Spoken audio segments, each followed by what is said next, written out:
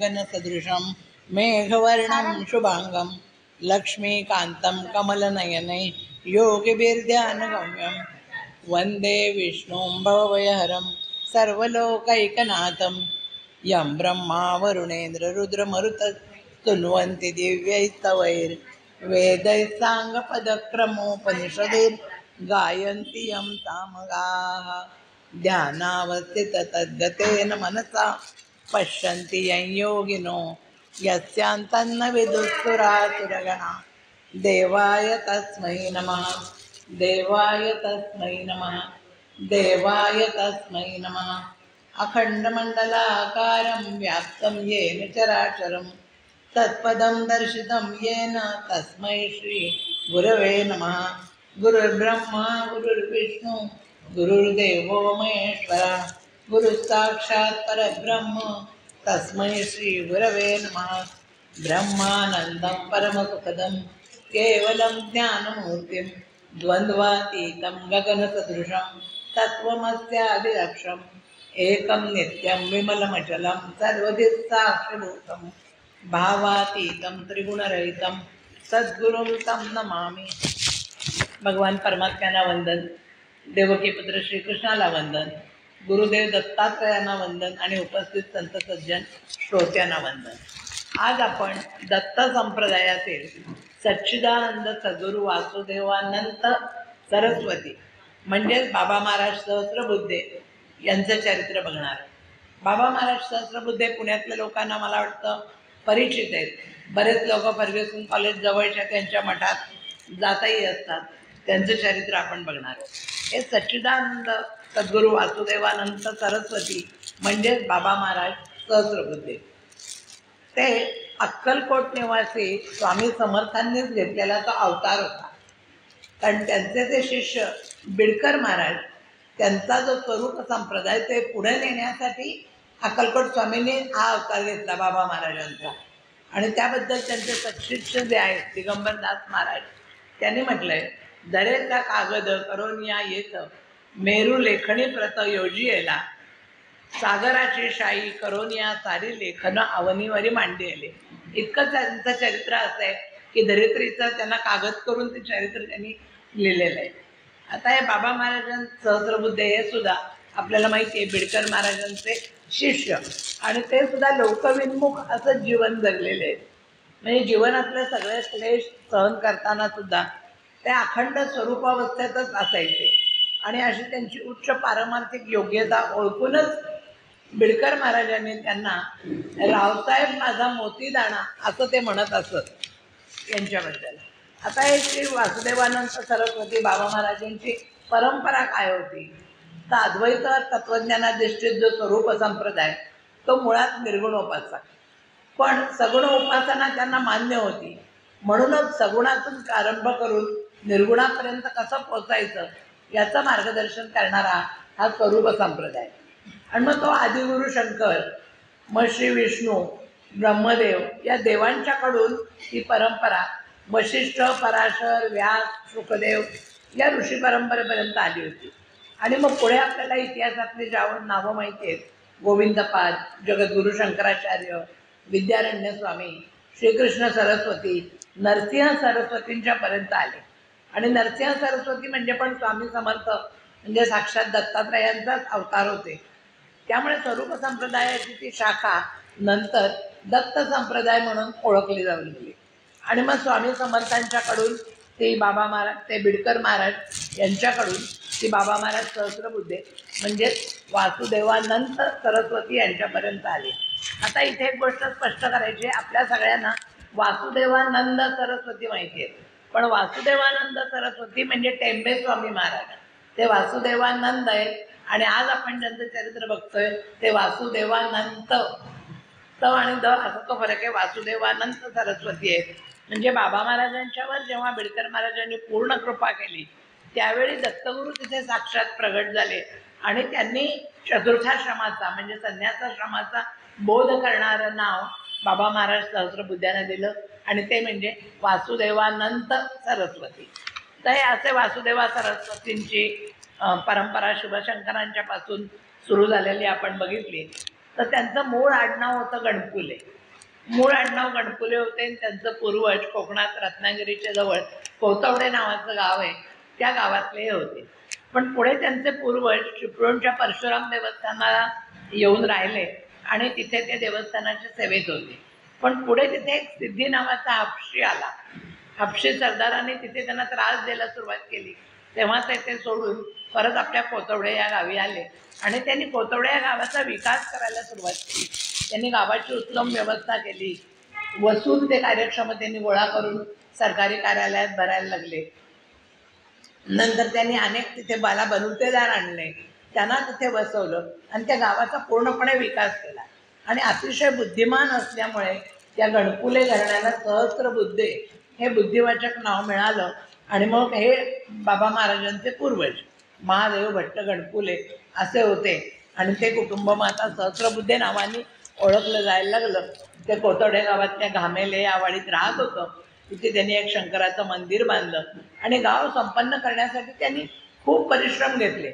जमिनी शेती योग्य केल्या, 12 बलुतेदारांना मागवून घेतलं, महालक्ष्मीचं देऊळ बांधलं, कुसुमेश्वर शंकराचं देऊळ बांधलं आणि अशा प्रकारे ते कुटुंब तिथे 1800 सालापर्यंत जवळजवळ राहत होते.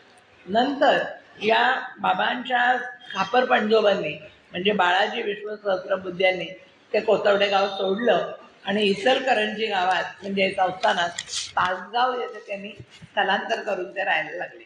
आणि मग तिथे त्यांचे पणजोबा आजोबा वडील सगळ्यांनी 3 पिढ्या तिथे आपल्या बुद्धिमत्तेने आणि कर्तबगारीने राहत होत्या आणि सरकारकडून त्यांना बरीच इनामं वगैरे मिळाली होती आणि अगदी हौशीचं जीवन ते जगत होते.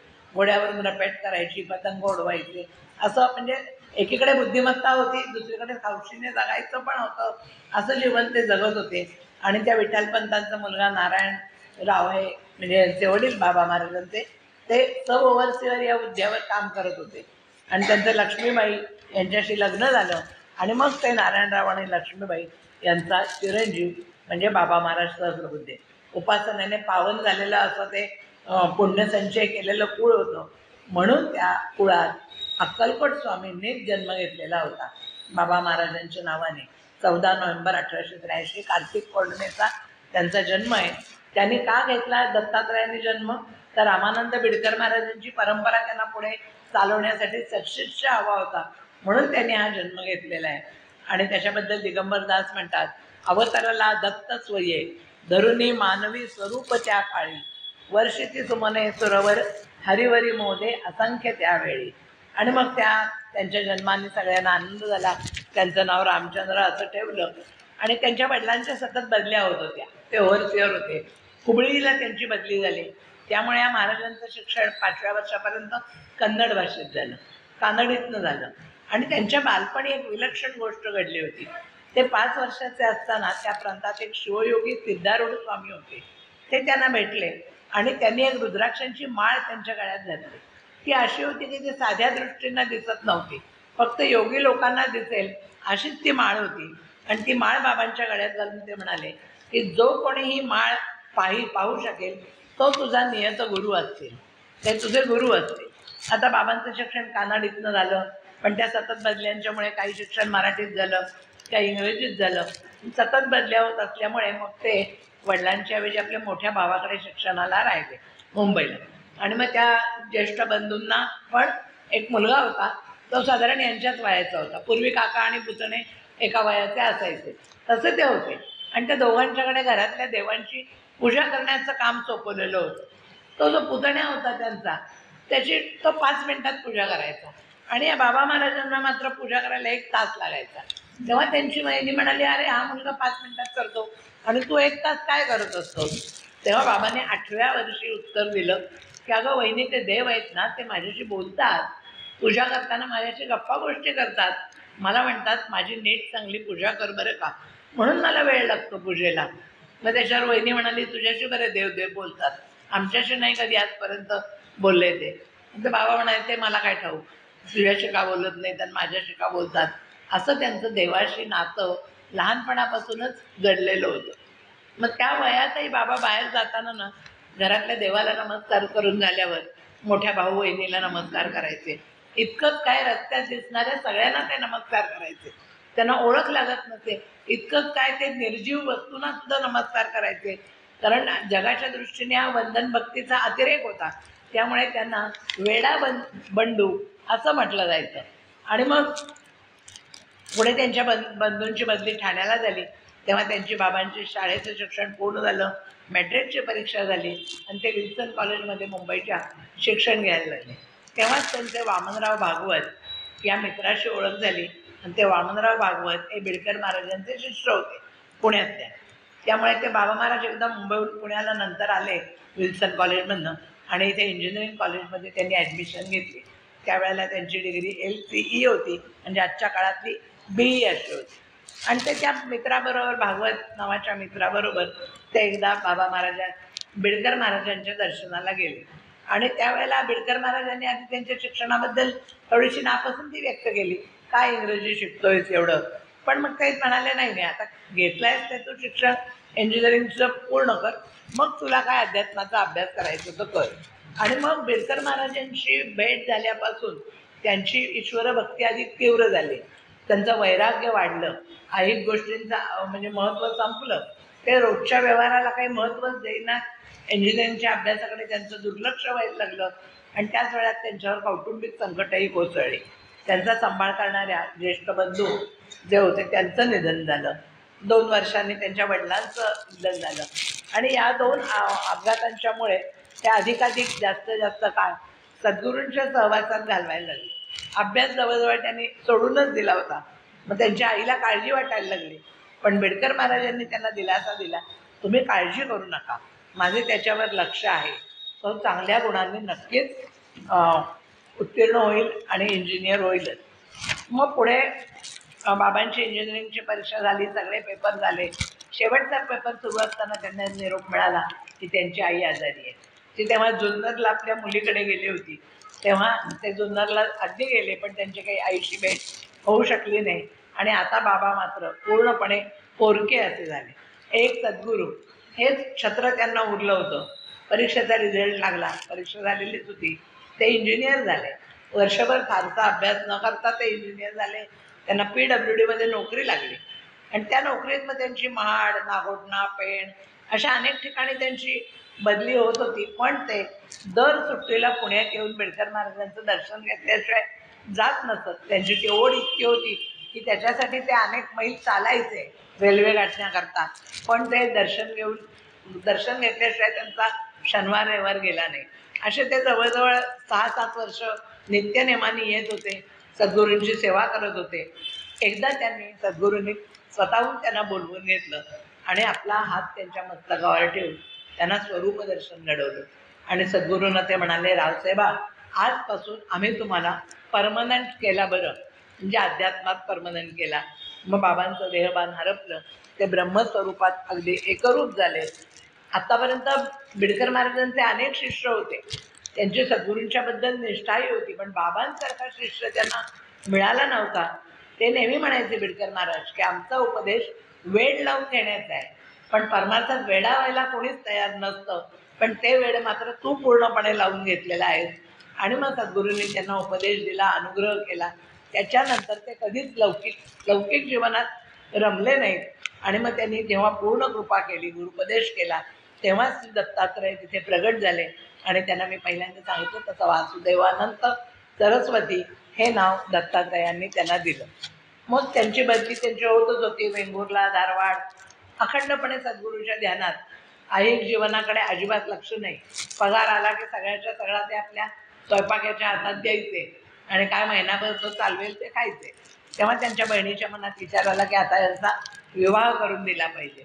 म्हणून त्यांनी बाबांच्या लग्नाचं मनावर घेतलं आणि जुन्नर बोडसांच्या मुलीशी त्यांचं लग्न झालं. बिडकर महाराजांनी पण त्या लग्नासाठी पुढाकार घेतला आणि त्यांच्यानंतर काही दिवसांनी त्यांची गुरुमाऊली, विवाह झाला, संसार सुरू झाला आणि त्यांच्या गुरुपत्नीचं निधन झालं. बिडकर महाराजांच्या पत्नीचं निधन झालं.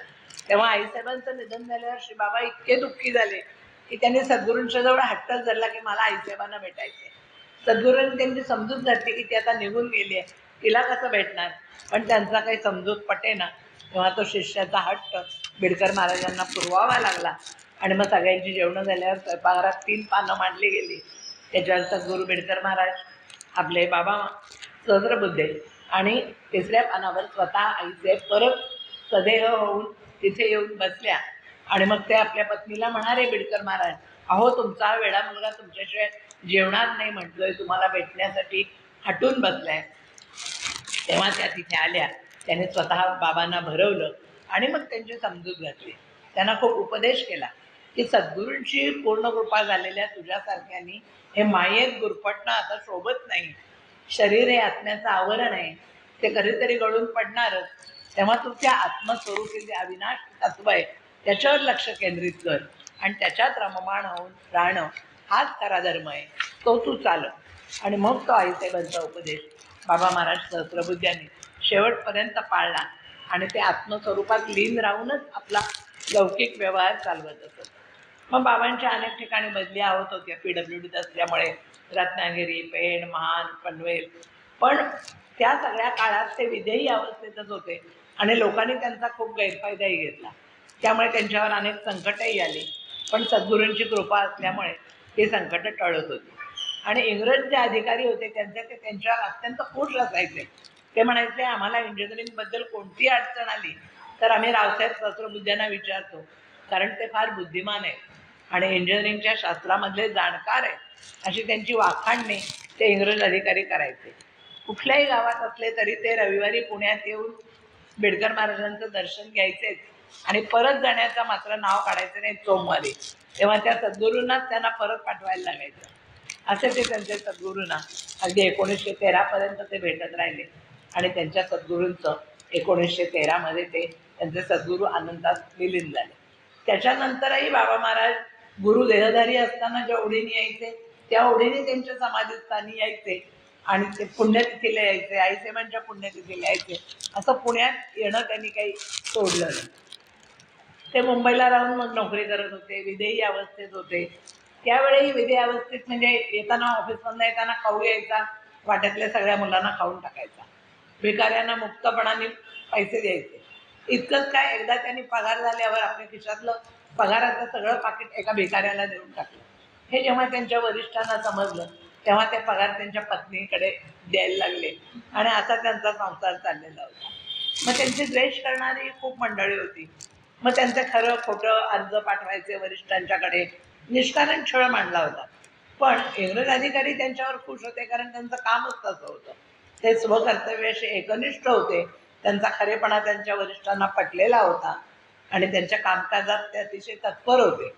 काय ते PWDमध्ये मोजमाप घ्यायला लागलं की त्यांची मोजमाप अचूक असायची आणि स्मरणशक्ती पण तीव्र होती. त्यामुळे त्यांचे वरिष्ठ त्यांच्यावर प्रभावित झालेले होते आणि म्हणून बाबांचा द्वेष करणाऱ्या आणि त्यांच्या विरुद्ध खऱ्या खोट्या अर्ज पाठवणाऱ्या लोकांचं कधीही काही चाललं नाही आणि त्यांची नोकरी सुरळीत चालू होती. अशी ती उन्मनी अवस्थेत पण व्यवहार सांभाळून ते जगत होते. अखंड स्वाध्याय, अखंड अनुसंधान, स्वरूपाचं ध्यान हे एकच चिंतन त्यांचं होतं. स्त्री पुरुष मी माझे, त्या सगळ्यात ते ईश्वरच पाहत होतं. प्रत्येकाला नमस्कार करायचा असा वंदन भक्तीची अगदी परिसीमा झालेली होती. आणि त्यांच्याबद्दल त्यांचे शिष्य दिगंबरदास महाराजांनी म्हटलेलं आहे, संसारीचे लक्ष उडाले संपूर्ण, अखंडित ध्यान आत्मरूपी, नसे देह भान नसे ते बोलणे, आज्ञाचक्र पेणे उल्लंघेले, प्रणवाच्या मात्रा एकत्र त्या होती आणि मिसळती एके ठाई, अर्धमात्रेसाठी सारे झाले दिन, तळे उचंबळे अमृत स्त्रवे.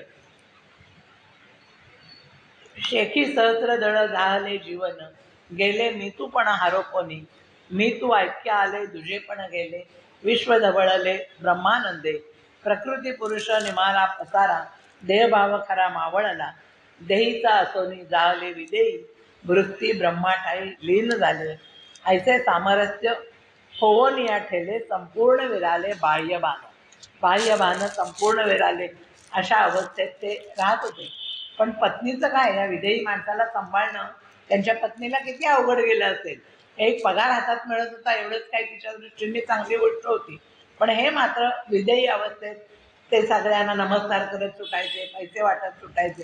त्यामुळे ते भ्रमिष्ठ आहेत असा सगळ्यांचा समज झाला आणि त्यांच्या सासूरवाडीच्या लोकांनी ते त्यांना वेडच ठरवलं.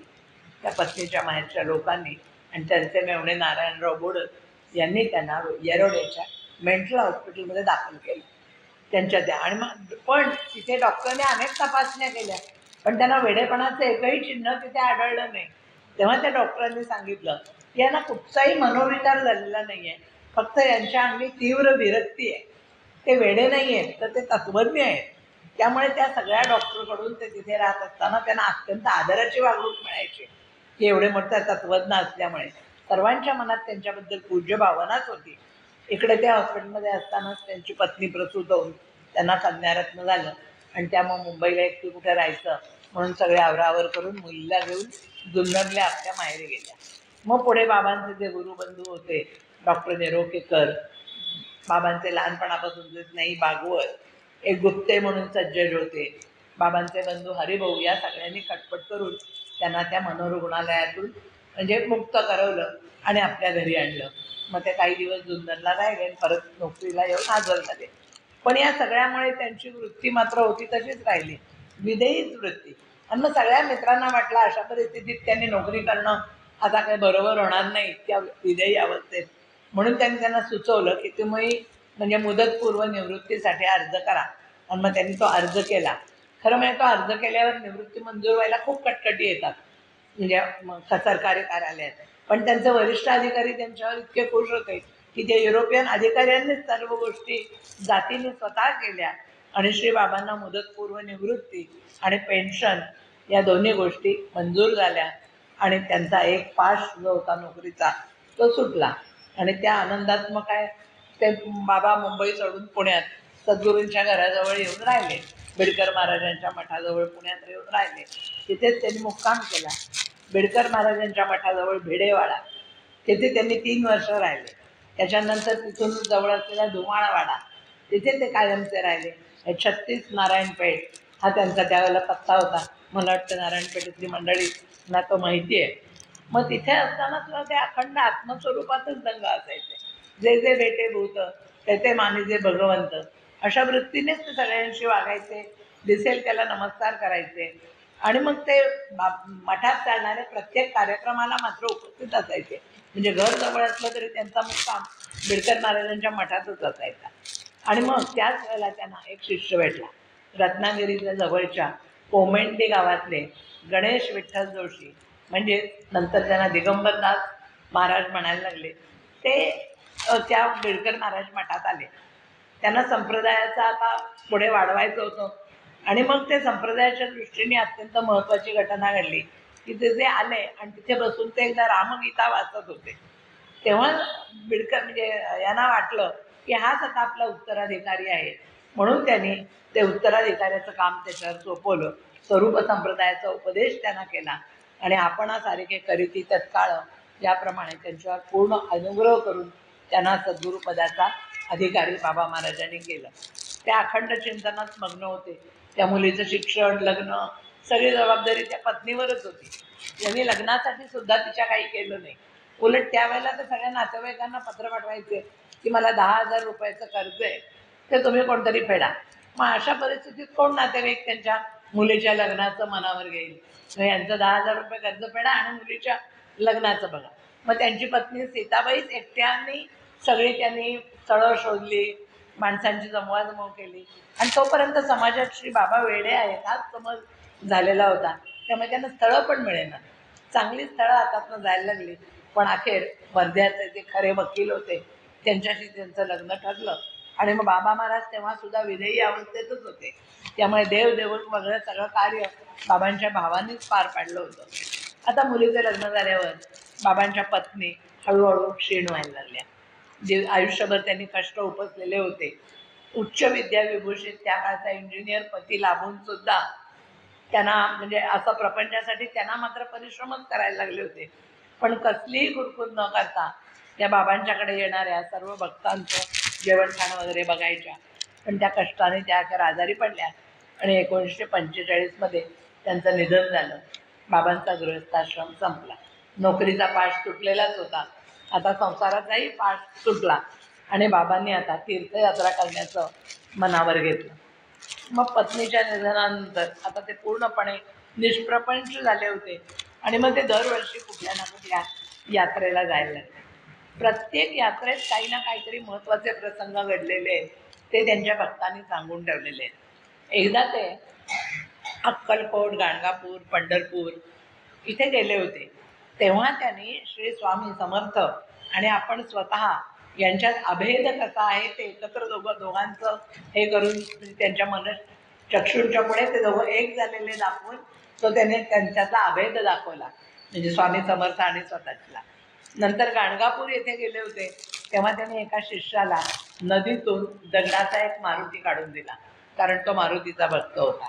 नंतर रामेश्वर, कन्याकुमारी, मदुराई, मंत्रालय, गिरी बालाजी या यात्रेच्या वेळेला त्यांची मोटार वाटेत बंद पडली. मध्यरात्री झालेली होती, रस्ता निर्जन होता, तिथे कुणीही मदतीला येणं शक्य नव्हतं. तेव्हा तिथे ऐन वेळी दुसरी एक रिकामी बस आली आणि ड्रायव्हरने त्या सगळ्यांना इच्छित स्थळी नेलं. ही सगळी बाबा महाराजांची लीला होती. नंतर गोकर्ण, महाबळेश्वर अशी यात्रा त्यांनी केली. तेव्हा तिथे एका यज्ञाचं आयोजन केलेलं होतं, पण यज्ञासाठी तो जो अरणीतून अग्नी प्रगट व्हावा लागतो तो काही प्रगट होत नव्हता. पण बाबा महाराजांनी ते यज्ञाच्या मंडपात पाय ठेवल्याबरोबर त्या अरणीतल्या अग्नींनी पेट घेतला आणि तो यज्ञ संपन्न झाला. अशा या प्रत्येक तीर्थयात्रेत त्यांनी काही ना काहीतरी म्हणजे वेगळे चमत्कार घडलेले आहेत. सिद्धटेकच्या यात्रेत ते गेले तेव्हा त्यांनी सिद्धटेकच्या गणपतीच्या दर्शनाच्या मागे खऱ्या गणपतीचं, गजाननाचं दर्शन भक्तांना घडवलं. महाबळेश्वरच्या यात्रेत गेले तेव्हा त्यांना माहीत नव्हतं की त्यांचा जो पुण्यात ठरलेला न्हावी होता केस कापणारा, त्याची मुलगी इथे राहते, त्यांना अंतर्ज्ञान झालं आणि त्या मुलीचं घर त्यांनी शोधलं महाबळेश्वरला आणि तिला अनुग्रह दिला. तसंच गाणगापूरच्या याच्यात त्यांनी शिष्यांना सांगितलं की ही नदी ओलांडून पलीकडे जा आणि तिथली रेती घेऊन या. त्या सगळ्या शिष्यांना पोहता येत नव्हतं, पण बाबा महाराजांची आज्ञा म्हणून ते नदीत शिरले आणि त्या परीक्षेत ते उत्तीर्ण झाले. पलीकडे जाऊन त्यांनी रेती आणली. तेव्हा बाबा म्हणाले ही ज्ञान वैराग्याची रेती आहे, असं म्हणून त्यांनी ती सगळ्यांच्या कपाळाला लावली. या सर्व यात्रा करताना बाबा महाराज अगदी लहान मुलासारखं वागत असत. म्हणजे कधी वस्तूंची फेकाफेकी करायचे, सगळ्यांना नमस्कार करण्याचं वेळ तर होतंच, आणि मग त्यांच्या फेकाफेकी करणं, उगीच रागवणं, उगीच हसणं, या सगळ्या लीला बघून मंडळींना वाटायचं की यांना मुक्त म्हणावं तर हे वेड्यासारखे वाटतात आणि यांना बद्ध म्हणावं तर यांचं प्रखर वैद्यक त्यांच्याजवळ आहे. म्हणजे हे बद्धता आणि मुक्तता या दोन्हीच्या पलीकडे गेलेले आहेत. म्हणून दिगंबर दासांनी त्यांच्याबद्दल म्हटलंय की म्हणावे या मुक्त करीती वेड्या सम, म्हणावे या मुक्त करीती वेड्या सम, बद्ध म्हणता ब्रह्म झाले असते. स्वतःच ब्रह्म झालेले आहेत. महाराजांची लीला न कळेती कोणाचं, तरी ती आश्चर्याचं सकळीक, असे ते होते. आणि हे सगळं यात्रा करताना, त्यातले चमत्कार करताना त्यांचं आपल्या भक्तांच्याकडे पूर्ण लक्ष होतं. त्यांच्यावर त्यांची कृपा होती आणि भक्तांच्यावर अनेक प्रकारांनी त्यांनी कृपा केलेली होती. कराचीत जेव्हा दंगा उसळला तेव्हा एक भक्त तिकडे अडकून पडलेला होता त्यांचा, गद्रे नावाचा, आणि तेव्हा त्या पाकिस्तानातून भारतात येणं सामान सुमानासकट अतिशय अवघड होतं. पण ते गद्रे मात्र सामान सुमान पैसे अडक्याचं त्यांना सुखरूप आणलं. ती बाबांचीच लीला होती. नंतर एक गोखले नावाचे त्यांचे भक्त होते, पोटदुखीने त्रस्त होते, ऑपरेशन करायचं ठरलं होतं. बाबाने सांगितलं ऑपरेशन करू नका, आजपासून फक्त भाकरीवर राहा, आणि त्यामुळे त्यांची पोटदुखी बरी झाली. एका मुलाच्या अंगावर म्हणजे घासलेट पडून तो भाजला होता, त्याला सुद्धा सद्गुरूंनी वाचवलं. म्हणजे सद्गुरूसारखे पाठीराखे असल्यावर कळी काळाचीही मात्रा चालत नाही, याचा प्रत्यय त्याने अनेक भक्तांना आणून दिलेला होता. नंतर वायदे बाजारात सट्टा खेळणारा त्यांचा एक भक्त होता, लिमये नावाचा. अनेक वेळा त्यांनी त्यांना समजावून सांगितलं होतं की तुम्ही असं काही करू नका, सर्वसामान्य माणसाचं ते काम नाही आहे. तरीसुद्धा ते खेळत राहिले आणि त्यांचं खूप नुकसान झालं. तेव्हाही बाबांनी त्यांना वाचवलं आणि ते काय शेअर पडले होते त्याचा भाव वाढवून त्यांचा फायदा करून दिला. आणि मग त्यांनी त्याला शेवटचं बजावलं की असं पैशांची खेळणं आपल्यासारख्याला झेपणार नाही, पुन्हा या भानगडीत पडू नका. तेव्हा ते लिमये कोण होते ते जरा सुधारले. नंतर बेडे यांना कोण हृदयविकार झाला होता, ते पण त्यांनी नुसतं नारळ पाणी देऊन त्यांचा बरा केला. एक मतिमंद मुलगा होता, तो जगून काही हे नव्हतं, त्याला मुक्त केला. आणि एकदा बाबांशी एक ग्रस्त उगीच भांडले होते, काळे नावाचे, तरी पण ते विषमज्वराने आजारी आहेत असं कळल्यावर बाबांनी त्यांना बरं केलं होतं. अशा अनेक लोकांचे रोग त्यांनी स्वतःवर घेतले आणि त्यांना रोगमुक्त केलेले. नंतर खानवेलकर नावाचे त्यांचे एक शिष्य होते. योगमार्गात त्यांना प्रगती करायची होती, पण ती पाहिजे तशी होत नव्हती. तेव्हा ते त्यांना भेटले आणि त्यांच्या छातीवर त्यांनी हृदयाभोवती एक वर्तुळ काढलं आणि योगमार्गाच्या प्रगतीच्या आड जो अडथळा येत होता तो दूर करून त्यांनी तो अनाहत चक्राचा मार्ग मोकळा केला आणि प्रकाश दर्शनाचा अनुभव त्यांना दिला. असे त्यांच्या भक्तांनी त्यांचे अनेक चमत्कार अनुभवलेले. सगळ्या भक्तांना घेऊन ते एकदा काशी विश्वेश्वराच्या देवळात गेले होते. तेव्हा कैलासनाथ ते प्रत्यक्ष प्रगट झाले एका उंचापुऱ्या दिप्पाड ग्रहस्थाच्या स्वरूपात आणि कैलासनाथांनी त्या सगळ्यांना दर्शन दिलेले. ते ध्यानाला बसले की योग सामर्थ्यांनी जमिनीपासून 5-6 फूट हवेत तरंगत असत अशा तऱ्हेचेही दर्शन त्यांच्या अनेक भक्तांनी घेतलेलं आहे. नंतर एक बोरकर नावाचे ग्रहस्थ होते, त्यांना मारुतीरायाचं दर्शन हवं होतं. तेही त्यांनी हनुमान जयंतीला त्यांना घडवलेले. त्यांच्या वाड्यात एक शिंपी राहायचा. तो जरा वात्रट होता आणि तो बाबांना ढेरपोट्या म्हणून चिडवायचा. त्यांच्या मित्रांना ते आवडायचं नाही टिंगल बाबांच्या. बाबा मात्र शांतच असायचे, सहन करायचे. तेव्हा ते सगळे त्यांचे शिष्य म्हणाले, या शिंप्याला जरा तुम्ही काहीतरी समज द्या. तेव्हा त्यांनी त्या शिंप्याला एकदा पोटाचं माप घ्यायला बोलवलं आणि म्हणाले, आण तुझा टेप आणि घे बरं माझ्या पोटाचं माप. तेव्हा तो शिंपी त्यांच्या पोटाचं माप घ्यायला लागल्यावर ते पोट इतकं मोठं होत गेलं की तो टेप त्यांना पुरेना. तेव्हा बाबा महाराजांनी त्यांना सांगितलं, या माझ्या पोटात सारं विश्व सामावलेलं आहे. तू मला ढेरपोट्या म्हणतोस आणि तुझा टेपही त्याला पुरत नाही आहे, कारण तिथे सगळं विश्व आहे. असे ते अनेक चमत्कार करून दाखवायचे. आणि म्हणजे त्यांना त्यांची परीक्षा घ्यायला पण लोक यायचे. एक वडेर नावाचे ग्रहस्थ होते, ज्योतिषशास्त्रात निपुण होते. ते यांची परीक्षा घ्यायला आले. अनेक प्रकारांनी त्यांनी परीक्षा घेतली आणि मग त्यांनी मान्य केलं की यांना वेडं समजणं ही चूक आहे. हे अत्यंत थोर सत्पुरुष आहेत आणि संपूर्ण महाराष्ट्रात असा सत्पुरुष आज तरी कोणी नाही. आणि नंतर बाबा महाराजांनी स्वतःच्या अंत्यविधीसाठी आणि अंत्यविधीसाठीच्या नंतरच्या वास्तव्यासाठी स्वतःच प्लॉट खरेदी करून ठेवला. आणि मग त्यांचे जे दिगंबरदास त्यांचे शिष्य होते त्यांना सांगून ठेवलं, म्हणजे आत्ता त्यांचं जे समाधी मंदिर आहे तेच ती जागा आहे. तेव्हा त्या जागेत खूप वारुळं होती. त्यांनी तो प्लॉट घेतला तेव्हा खूप वारुळं होती, खूप नाग होते.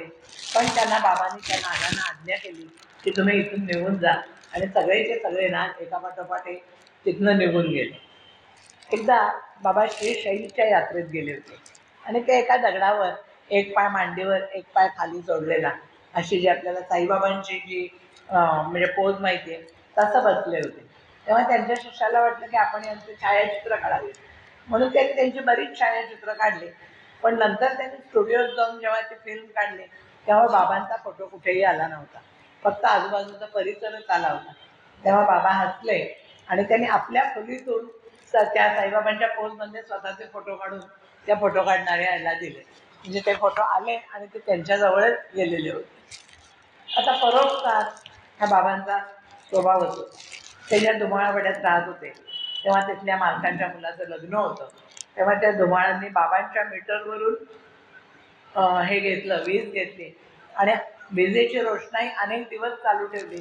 तेव्हा जे भरमसाठ बिल आलं ते सुद्धा बाबांनी न कुरकुरता भरलं होतं, कारण परोपकार हा त्यांचा स्वभाव होता. त्यांना मासिक पेन्शन मिळाली की ते त्यातले 10 रुपये बाजूला काढायचे. तेव्हा 10 रुपये म्हणजे खूप होते. आणि त्यातनं सुई, दोरा, कापूस, निफं, पोस्टकार्ड, पाकिटं अशा ज्या गोष्टी सगळ्यांना लागतात त्या आपल्या घरात आणून ठेवायचे आणि आजूबाजूच्या कुणालाही लागल्या की सगळं हाताने फुकट देऊन टाकायचं. इतकंच काय, त्यांची मासिक पेन्शन आणणाऱ्या मनी ऑर्डर आणणारा जो पोस्टमन होता त्याला सुद्धा ते त्यातले काही पैसे असेच दर महिन्याला काढून देत असत. असा तो भक्तांच्यावर म्हणजे कृपा करायचे, चमत्कार करून दाखवायचे, परोपकारी होते. तसे ते थोडेसे मिश्किलही होते. कुणालाही धडा शिकवायची वेळ आली की त्यांचा हा मिश्किल स्वभाव जागृत होता. एक ग्रस्त होते ते त्यांचा भक्त असल्याचा बहाणा करायचे आणि रोज आपले संध्याकाळी तिथे जाऊन बसायचे. त्यांच्या सगळे बसलेले असायचे तिथे, बिडकर महाराजांच्या मठात बसायचे किंवा त्यांच्या घरी बसायचे आणि मग बाबांच्या पुढे लोक ते फळे मिठाई वगैरे आणून ठेवायचे. ते बाबांची परवानगी न घेताच ते सगळे ते पदार्थ फस्त करून टाकायचे. इतकंच काय, बाबांच्या पुढे एखाद दिवशी कोणी काही ठेवलं नसलं तर त्या बाबांच्या स्वयंपाकघरात जायचे आणि ते स्वयंपाक नळून कपाटात खडताळात काय मिळेल ते खाऊन टाकायचे. आणि मग त्याची खोड जिरवावी असं एकदा बाबांना सगळं कळत होतं. बाबांनी काय केलं, एकदा ते ग्रस्त यायच्या आधी आपल्या भक्ताकडून साबणाची वडी किसून घेतली आणि त्याचे लाडू करून ते बशीत ठेवून ते टेबलावर तिकडे ठेवून दिले. ती बशी त्या कपाटात ठेवली. तो ग्रस्त नेहमीसारखा आला, आज बाबांच्या पुढे काही नव्हतं, स्वयंपाकघरात गेला, कपाट उघडलं, ती बशी घेतली आणि मग ते लाडू त्याला दिसले, ते लाडू खायला लागला. बसा बसा एक लाडू खाल्ला आणि मग एक लाडू पोटात गेल्यावर त्याला उलट्या व्हायला लागल्या. बाबा तिथेच बाहेरच्या खोलीत डोक्यावर पांघरून घेऊन बसलेले होते. तेव्हा ते पांघरून असं म्हणाले, सावकाश खा, पाणी प्या थोडंसं, म्हणजे ठसका लागायचा नाही. मग तो ग्रस्त रागावला आणि म्हणाला, अहो बाबा सावकाश काय काय म्हणतात, साबणाचे लाडू कसले तुम्ही मला खायला दिले. तेव्हा बाबा ताडकन उठून म्हणाले, अरे बापरे, कोणी आणून ठेवले होते कुणाला माहिती, काय काय लोक एक एक आणून ठेवतील, त्या लोकांची पण कमाल आहे, काहीही आणतात. पण ते जाऊ दे, आता तुमच्या गेला ना पोटात साबण, आता तुम्ही चूळ भरा, तोंड धुवा, आता तुम्ही आतून बाहेरून स्वच्छ व्हाल, असं म्हणाले. म्हणजे त्यांना भक्तांना सगळ्या आतून बाहेरून स्वच्छ करण्याची कळकळ या सद्गुरूंच्या ठाई होती, असंही बाबा महाराज सहज होते. आणि मग ते 1950 पर्यंत यांच्या त्यांनी आपल्या भक्तांच्या सगळ्या ऐहिक पारमार्थिक सगळ्या इच्छा पूर्ण केल्या. आणि मग त्याच्यानंतर मात्र ते सर्वांच्यापासून थोडेसे अलिप्त राहायला लागले. आता हळूहळू निर्वाणिरोध करायला लागले. उत्तराधिकारी म्हणून त्यांनी दिगंबरदास महाराजांना निश्चित केलेलंच होतं. त्यांना संप्रदाय पुढे चालवण्याची कार्याची धुरा वाढण्याची आज्ञाही त्यांनी दिली.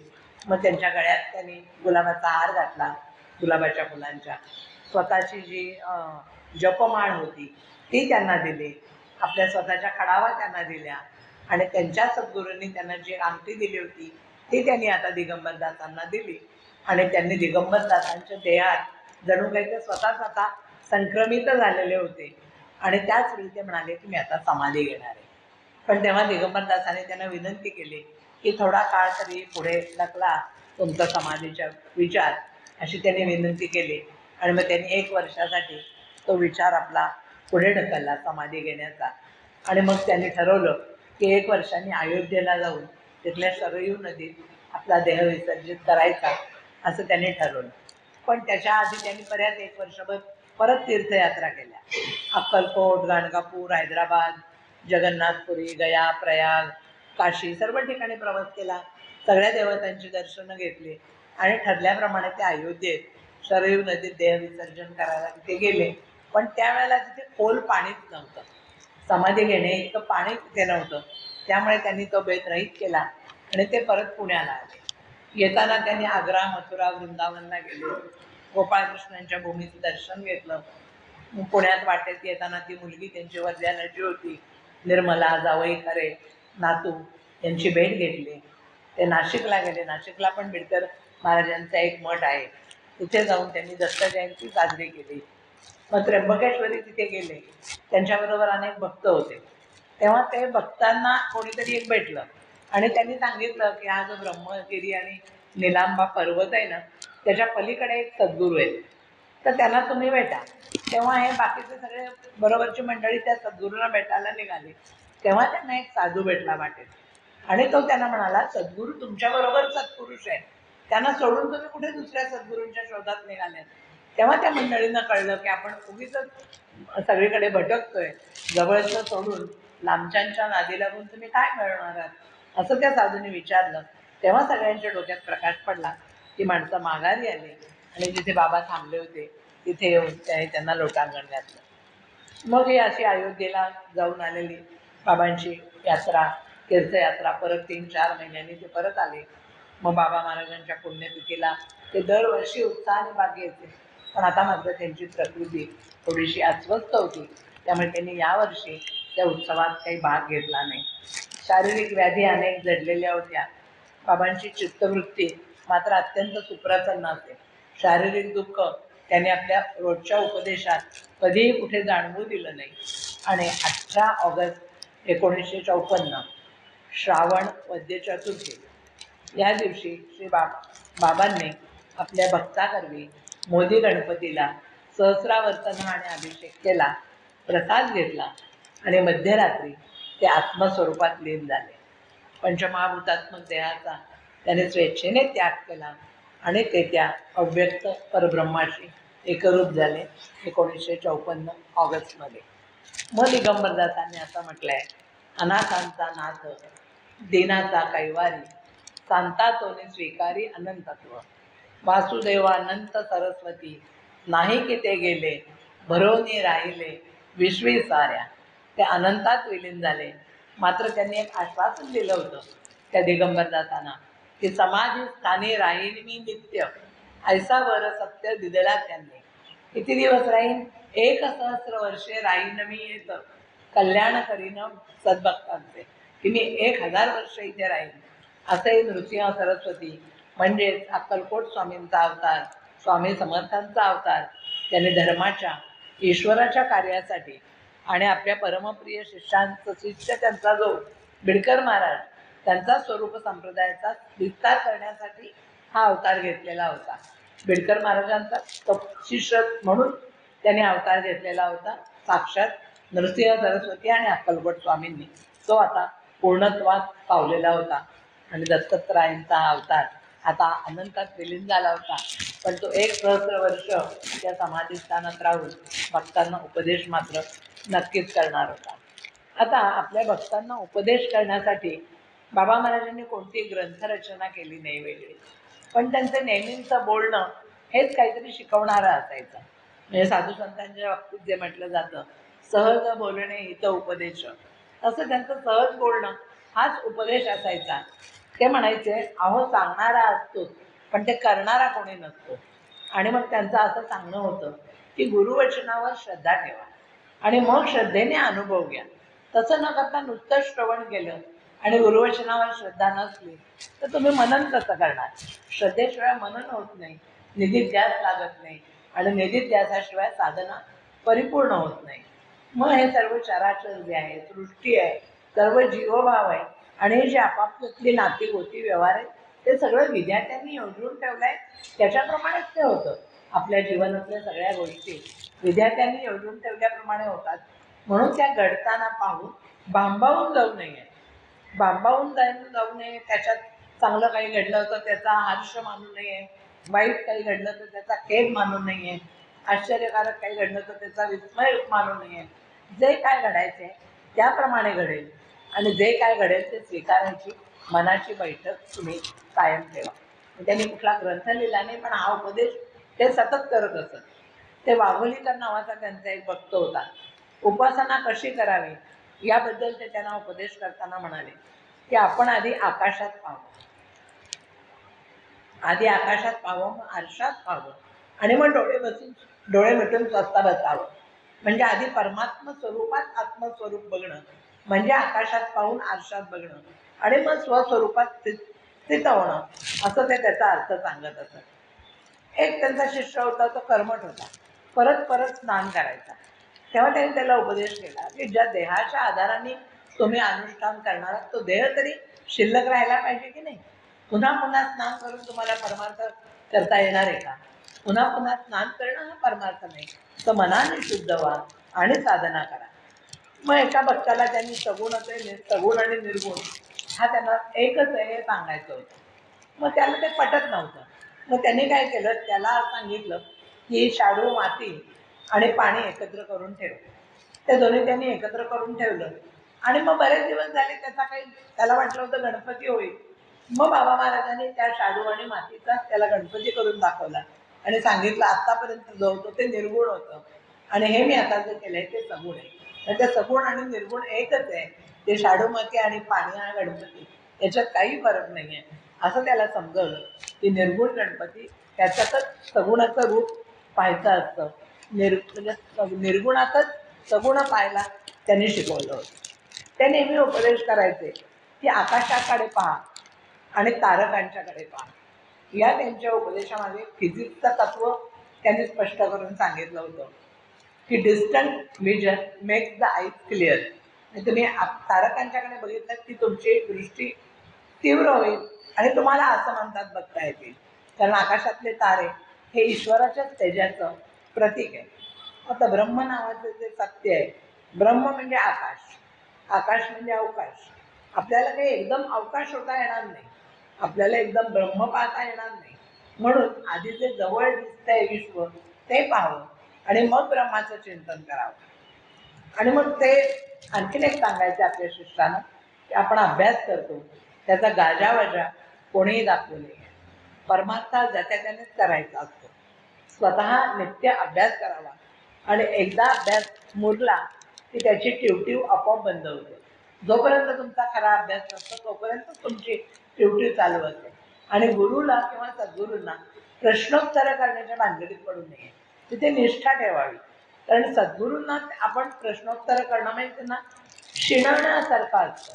मग त्यांना शिणवण्यापेक्षा आपण त्यांना काय म्हणायचे ते स्वतःच मनाशी विचार करून समजावून घ्यावं. प्रश्नोत्तरांच्या भानगडीत पडू नये. त्यांचा एक गरीब भक्त होता. त्याला वाटायचं की आपल्याकडे एक छान मूर्ती असावी. त्याच्याकडे पैसे नव्हते, म्हणून तो मूर्ती घडवण्यासाठी म्हणून आपल्या मुलाबाळांना काही त्यांची हौस मौज न करता पैसे साठवून ठेवायचा. तेव्हा बाबाने त्यांना सांगितलं की तुम्ही मुलाबाळांच्या तोंडचा घास काढून मूर्तीसाठी पैसे साठवणे योग्य नाही आहे. त्या मुलाबाळांचीच नीट काळजी घेणं हीच देवाची पूजा आहे, असं त्यांनी त्याला समजावून सांगितलं. आता काही त्यांना प्रश्न विचारायचे की या जगात अनिष्ट गोष्टी का असतात, ही शंका सगळ्या भक्तांच्या मनात असते. तेव्हा त्यांनी सांगितलं की रामाला या जगात ज्यांनी आणलं त्यांनीच रावणाला सुद्धा आणलं. हे लक्षात ठेवलं की आपल्याला उत्तर मिळतं की जगात अनिष्ट गोष्टी काय आहेत. नंतर नेता कोण हे त्यांनी स्पष्ट करताना सांगितलं की पुढारी म्हणून देणारे पुष्कळ असतात, पण ज्यांनी क्रामक्रोधादी षड्रिपू जिंकले तोच खरा पुढारी. म्हणजे खरोखरच आजच्या काळातल्या नेत्यांना हा उपदेश लक्षात ठेवावा असा आहे की ज्यांनी कामक्रोध जिंकलेले षड्रिपू तोच खरा पुढारी होऊ शकतो. नंतर त्या काळात जसं शेअर बाजारात तो एक शिष्य पैसा गुंतवायचा, तसं लॉटरीची तिकीट काढण्याचं पण वेळ अनेकांना लागलेलं होतं. लॉटरीची तिकीट घेऊन श्रीमंती व्हायची. तेव्हा त्यांनी त्यांना समजावलं की श्रम करून मिळणारा पैसा हाच खरा असतो, फुकटचा पैसा आपल्या नशिबात नसतो. तेव्हा त्याचा मोह बाळगून लॉटरीसारख्या विषयात पैसे खर्च करू नका. श्री बाबा उपदेश जेव्हा करायचे ते प्रत्येकाचे अधिकार पैसा करू उपदेश म्हणून अधिकार, पात्रता, त्याच्या जीवाचं कल्याण कसं घडून येईल या सगळ्यांचा विचार करून त्याच्या भक्ताला आणि शिष्याला योग्य अशी उपासना ते सांगायचे. म्हणजे योगमार्ग किंवा निर्गुणोपासना ही सामान्यांना अवघड असते. हे जाणून त्यांनी प्रत्येकाच्या मनाचा कल बघून कुणाला विष्णूची उपासना सांगितली, कुणाला श्रीरामांची उपासना सांगितली, कुणाला शंकरांची सांगितली, कुणाला दत्तात्रयांची सांगितली. पण त्याचबरोबर त्यांनी सर्व भक्तांना कर्मयोगाचा उपदेश मात्र केला की संसारात राहून ईश्वर स्मरण करा आणि गुरुभक्ती करा, हा मार्ग त्यांनी सांगितला. नंतर त्यांनी उपदेश करताना संध्या करणे म्हणजे काय त्याच्या मागचा एक गूढ अर्थ समजावून सांगितला. संध्या म्हणजे संधिकाळ. संधिकाळ कशातला तर आपल्या मनात एका पाठोपाठ एक नाना विचार येत असतात. त्या विचारांच्याकडे त्रयस्थ नजरेने पाहायचं आणि दोन विचारांच्या मध्ये जो सूक्ष्म वेळ असतो, जो संधिकाळ असतो, तो संधिकाळ दोन विचारांच्या मधला तो वाढवण्याचा प्रयत्न करायचा, उपासनेने करायचा, अभ्यासाने तो प्रयत्न करायचा की मनात येणाऱ्या दोन विचारांच्या मध्ये अंतर निर्माण होईल, ते दोन विचार लांबवले जातील आणि म्हणजे त्या काळात मन अमन होईल. आणि ते मन अमन झालं की ते तुमचं खरं नमन होईल. म्हणजे तीच खरी संध्या होईल. ही अवस्था साधायची म्हणजेच खरी संध्या करणं असतं. फक्त एका पाठोपाठ एक पळीने आचमन घेणं हे नाही, तर आपल्या मनातल्या विचार नियंत्रणात आणून दोन विचाराचं अंतर वाढवणं आणि त्या काळात ईश्वर सान्निध्य अनुभवणं ही खरी संध्या असते. आहार विहार त्यांनी सात्विक राखायला तर सांगितले की रजोगुण आणि तमोगुण यांचा स्पर्शही मनाला होऊ देऊ नका. विचार आणि उपचार यांच्यात ऐक्य साधा आणि शुद्ध सात्विक भाव अंतःकरणात स्थिर करा, तरच तुम्हाला परमार्थ साधना करता येईल. आणि हाच हीच परमार्थ साधना श्री बाबांनी आपल्या भक्तांना शिकवली. म्हणजेच मनाचा योग त्यांनी भक्तांना शिकवला.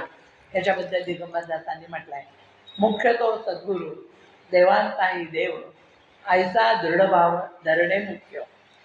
सद्गुरू बाबांनी सद्गुरू वाचूनी कोणी न तारिलं, याचा अर्थ खोल ध्यानी धरा, असं दिगंबरदासांनी सांगितलेलं आहे. असं भक्तांना वेळोवेळी उपदेश करून त्यांनी त्यांचं पारमार्थिक हित करणाऱ्या महाराजांच्याबद्दल दिगंबरदास महाराजांनी म्हटलंय, निष्पाप देवा असोशी तू खरा, कल्याणकारी निज सेवकात, नसे जन्म मृत्यू तुला काही ठावे, नमस्कार बाबा तुम्हा सर्व भावे.